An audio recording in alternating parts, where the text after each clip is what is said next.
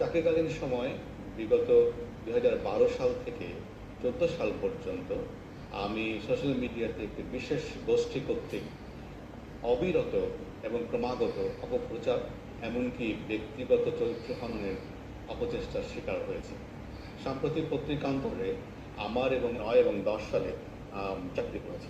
যেহেতু আমি public Exchequer থেকে ব্যয়িত অর্থে স্কুল, কলেজ, বিশ্ববিদ্যালয়ে পড়াশোনা করেছি, প্রায় ৩৫ বছর রাষ্ট্র।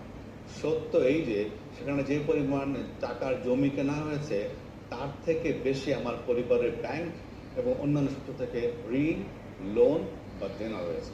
এটি মূলত তাদের ব্যবসায়িক আয় এবং ব্যাংক এবং অন্যান্য সূত্র থেকে সংগৃহীত লোনের মাধ্যমে এই ব্যবসা প্রতিষ্ঠানকে তারা ধীরে ধীরে গড়ে তুলেছে। তাছাড়া এই জমির পরিমাণ এবং ব্যবসাতে নিয়োজিত সংশ্লিষ্ট জমির পরিমাণ এবং টাকার উৎস এই বিষয়ে